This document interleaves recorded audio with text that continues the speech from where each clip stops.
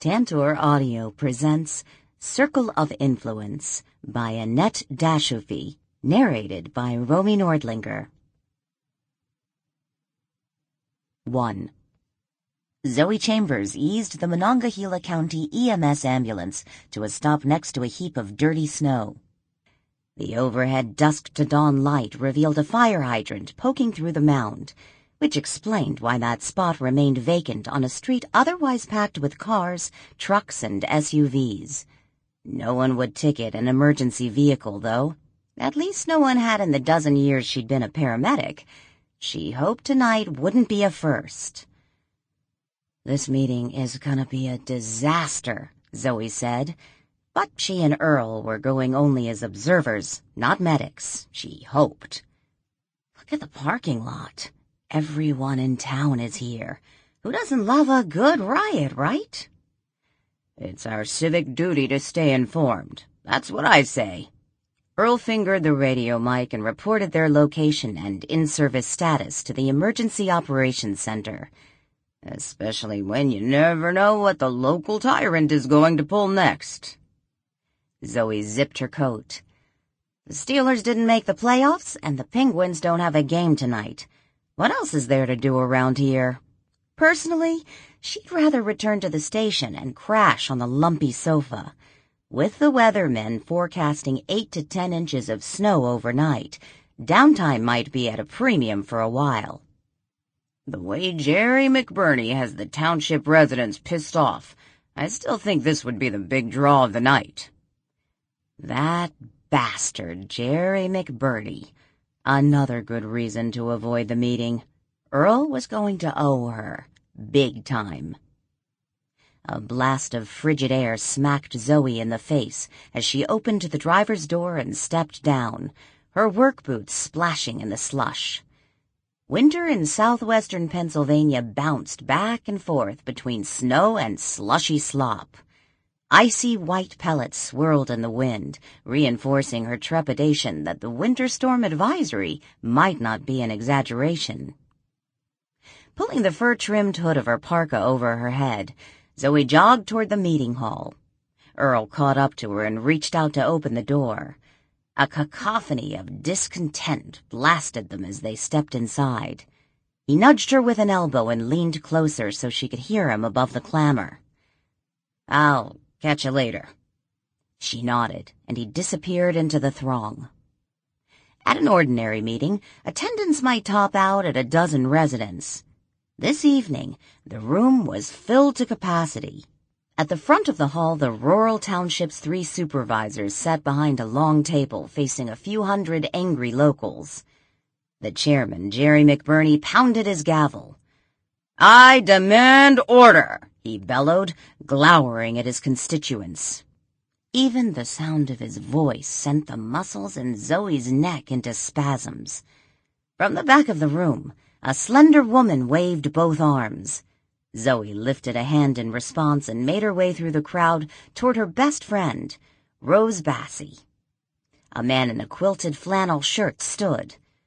"You're claiming perks that no supervisor has ever gotten in the past." The chairman tipped his head at a well-dressed woman seated to one side of the table. "Our township solicitor says otherwise." "A solicitor you hired against the residents' wishes," another man said. "This is getting us nowhere." McBurney cracked the gavel again. "Next order of business." Zoe sidestepped through a crowded row, avoiding knees and feet. Rose moved her coat and purse from an empty chair beside her. "I didn't expect to see you here. Aren't you on duty?" she whispered. Zoe settled into the cleared seat. "Earl loves political drama and just had to check out the action." "Are you placing bets on who throws the first punch at Jerry?" Zoe bit back a laugh. "Maybe. Where's your husband? If there are punches to be thrown at McBurney, I'd think he'd want to be in on it." Rose checked her watch. "Ted must have gotten hung up at the fire station. He'll be here." An older man with deep crevices carved in his leather-brown skin was on his feet.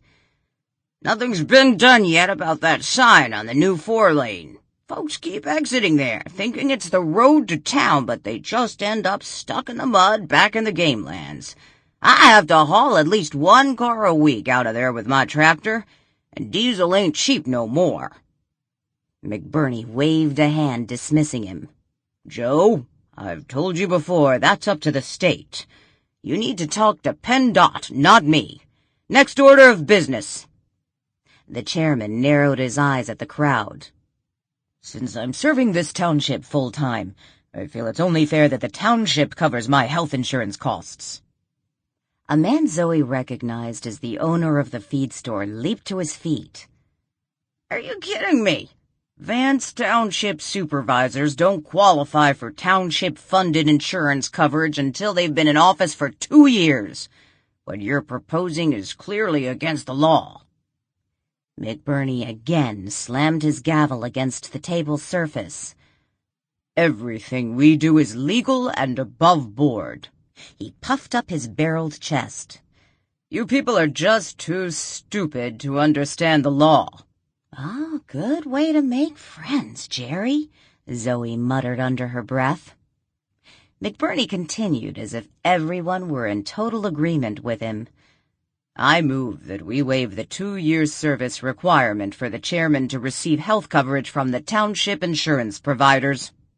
"I second the motion," said Matt Dokes, the supervisor seated next to McBurney, although the crowd all but drowned him out. "I have a second. All in favor?" McBurney said. "Aye," said McBurney and Dokes. "Opposed?"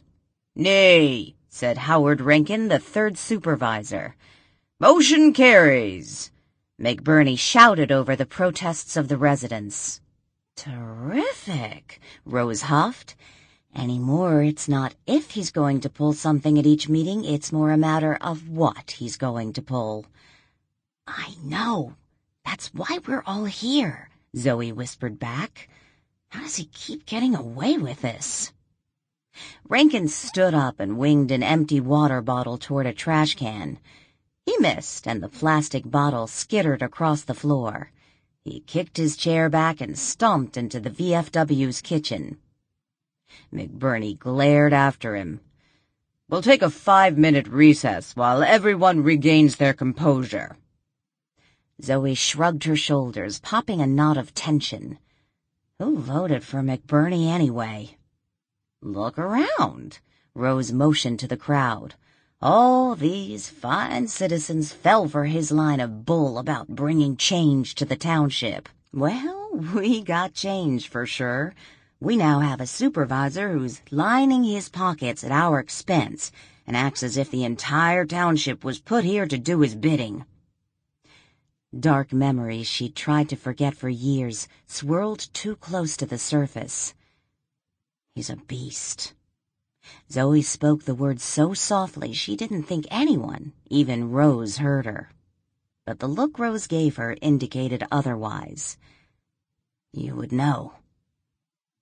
The room quieted except for the creak and scrape of folding chairs as some folks moved to gather in small groups.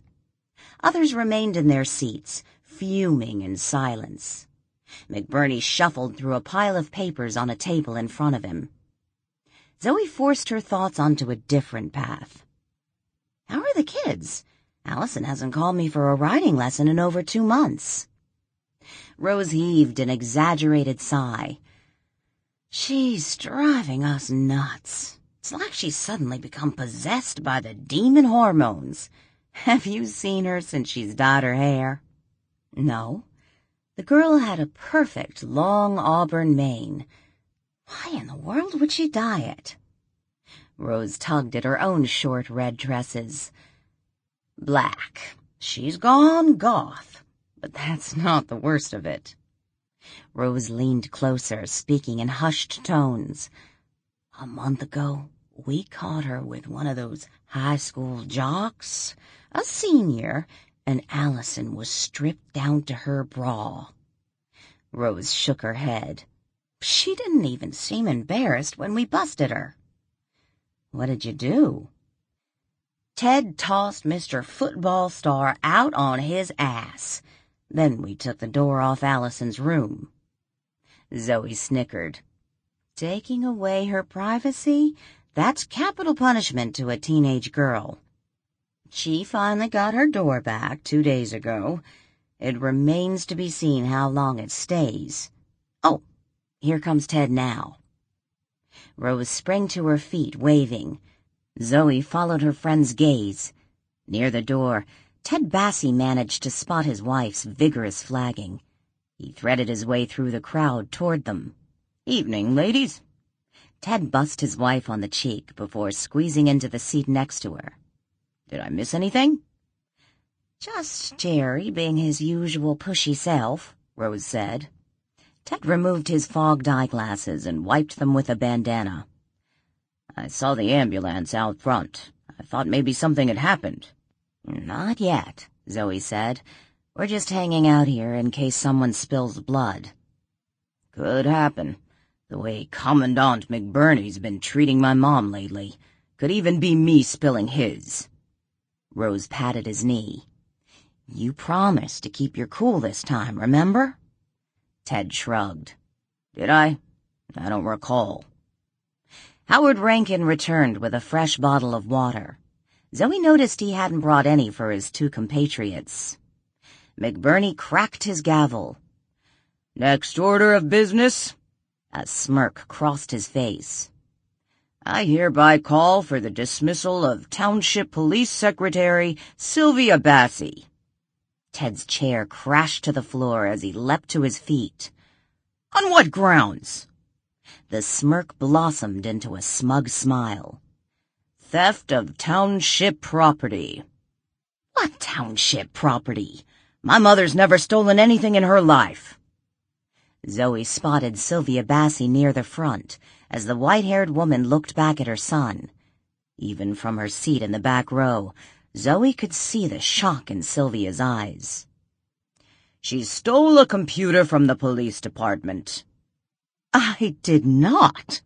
Sylvia looked more like the township grandma than the township thief. "It was a junk computer. They told me to dispose of it, so I took it home for Ted's kids to play with when they come to visit." "There. You heard it from her own lips. She admits taking it." "But not stealing it," Ted said, his words drowned by the roar of outrage coming from the crowd. "This is absurd," Rose said to Zoe over the din. "Why on earth would he—" Ted and everyone else in the hall were on their feet. Their words crashed into each other so that Zoe could hear nothing clearly. Jerry McBurney's face was as red as the letters on the exit sign above the door to his left. Rose nudged her with an elbow. "Look who just walked in." Zoe had to weave and bob to see around the people standing in front of her. Just inside the door, Police Chief Pete Adams dusted snow from his black jacket. Her pulse quickened. Tall, rugged, and impressive. If anyone could handle Jerry McBurney's idiocy, it was Pete. The chairman also noticed the new arrival. "Chief Adams, I'm glad you're here." "You are?" Zoe thought. The room fell silent. Pete Adams wore his poker face, the one with those unreadable clear blue eyes Zoe had studied at many Saturday night card games. They'd worked side by side in the years since he'd taken over as chief, dealing with everything from the mangled remains of traffic accidents to gunshot wounds to drunks passed out in the street.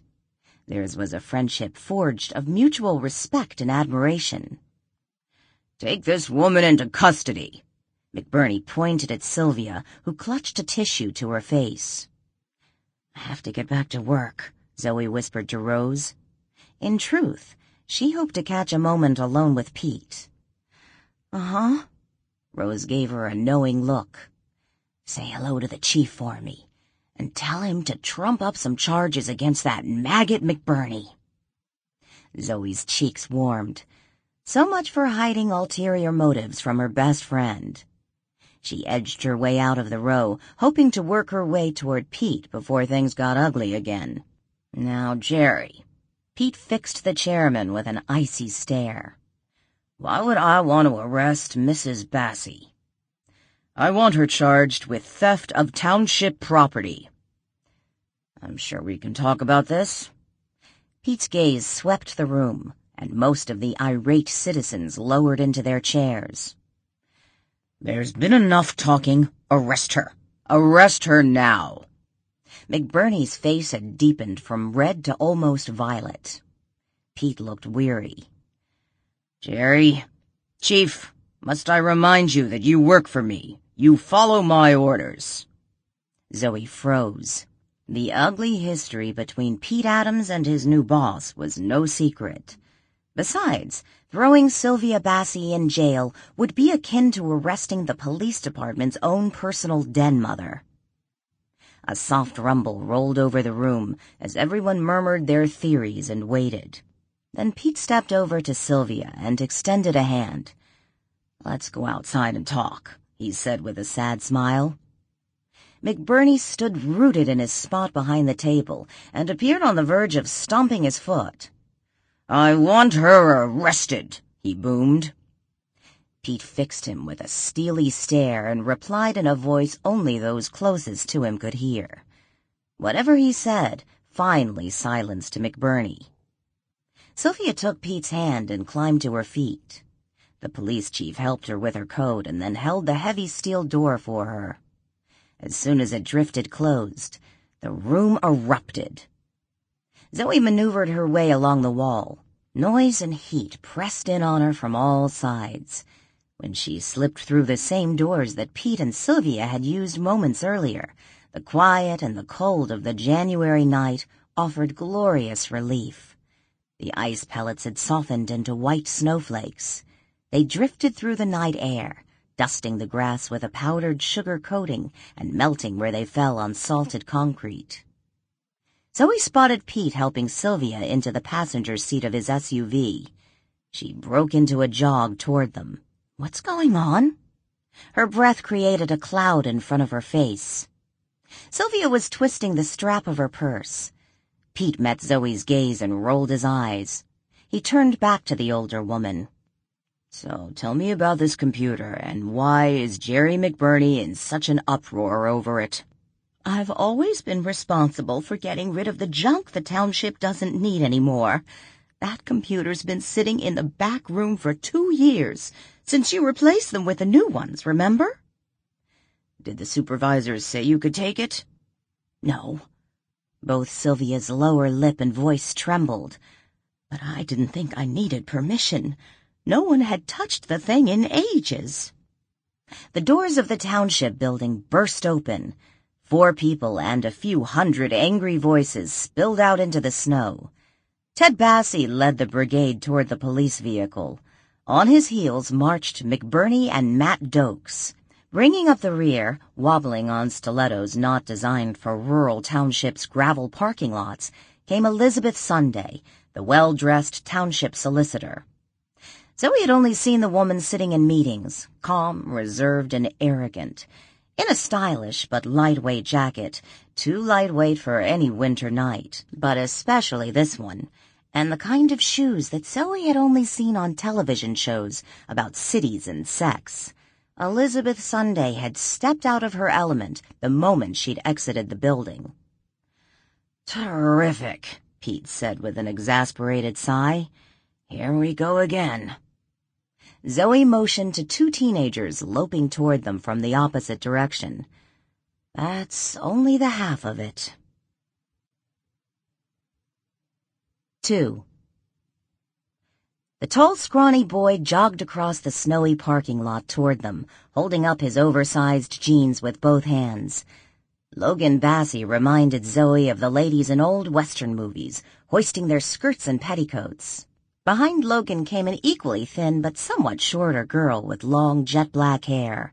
Allison wore a bulky blue and white jacket with a high school's Blue Demons decal stitched to the front, and her faded jeans were as tight as her brother's were huge. "Here come your grandkids, Sylvia," Zoe said. The woman leaned out from her perch in Pete's passenger seat, looking wild-eyed toward the kids. "Damn," Pete said with a growl. This just gets better and better. Ted reached the Vance Township police vehicle first. Don't you dare arrest my mother, Pete. Huffing, McBurney trudged up behind Ted. That computer contains vital township records. What? Sylvia's voice creaked. Zoe wondered if the flush in the woman's chubby cheeks was a result of the embarrassment or the cold. What are you doing with my grandma? Logan demanded. And then everyone, except Zoe and Pete, spoke at once. There hadn't been a mob scene like this in the VFW's parking lot since the drunken brawl last summer at the Morgan Platt wedding. Pete brought his thumb and middle finger to his lips, knowing what was coming next. Zoe jammed her hands against her ears. His whistle sliced the cold night air and probably stopped traffic all the way to the far end of town. It also brought a halt to the bickering. Look, guys. Pete struck his take charge pose, one hand on his hip, the other resting on his sidearm. We aren't going to solve any of this tonight. McBurney opened his mouth, but Pete raised an authoritative hand to silence him, then turned to Sylvia. I'm sorry, but I'll have to file papers with the magistrate in the morning. You should probably call a lawyer to help you sort this mess out. Ted, do you know an attorney, or do you need me to recommend one? Ted's breath hung like fog around his head. I have one, Pete. Thanks. Who else besides Pete Adams could have someone thank him for arresting their mother? McBurney took a step closer to Pete. Aren't you going to throw her in jail? No, I can write her up a citation if you insist, but I'd rather save a tree.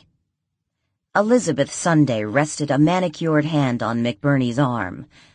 That will do for now, Jerry. The magistrate will issue the arrest warrant, and we can proceed from there. McBurney drew in a deep breath.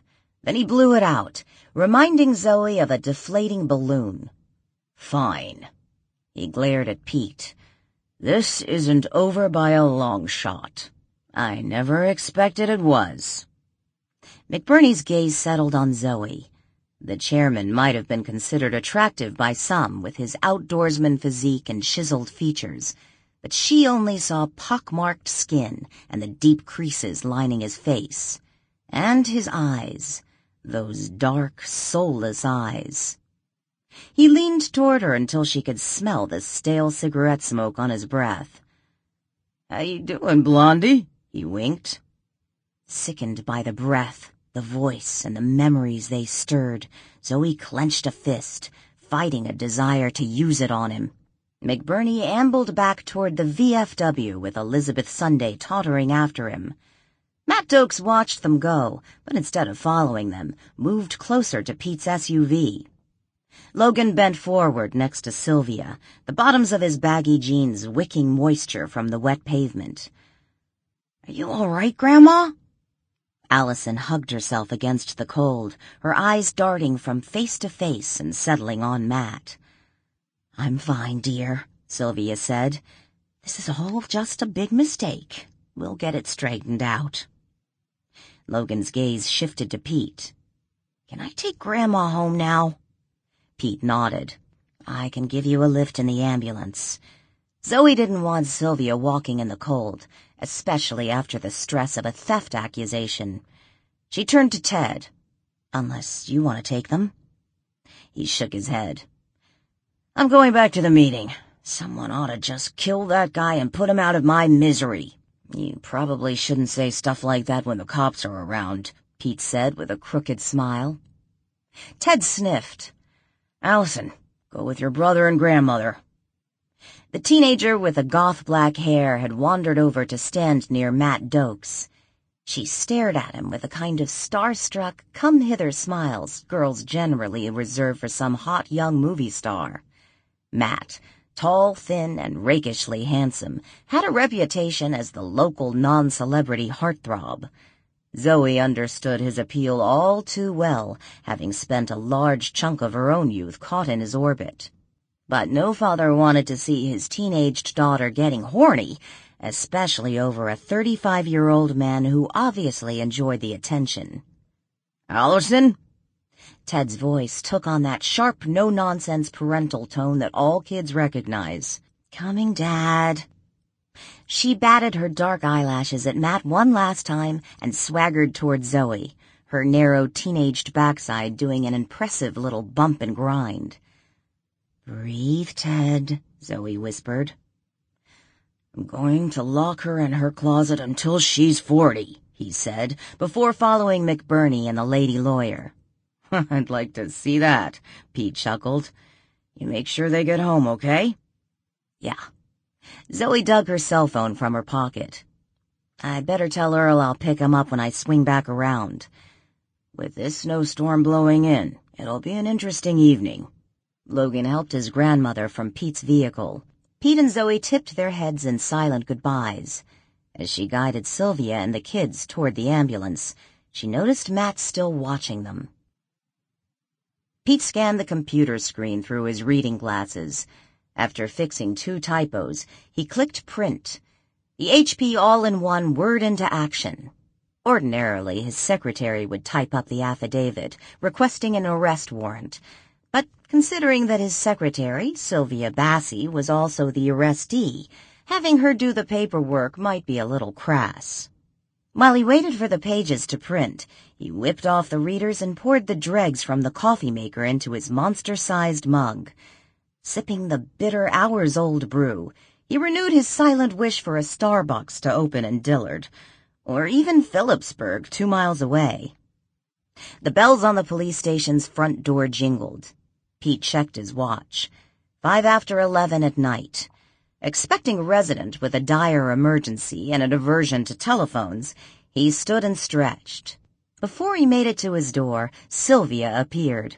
Fat snowflakes nestled in her gray hair, melting into droplets glittering in the overhead fluorescent lighting. "I saw the lights on," she said. "What are you doing here so late?" "I could ask you the same thing." "Yeah, but I asked first. Your insomnia kicking up again?" "It takes an insomniac to know one." Sylvia nodded at the coffee cup in his hand. "Maybe, but I can't blame caffeine. That stuff doesn't help, you know?"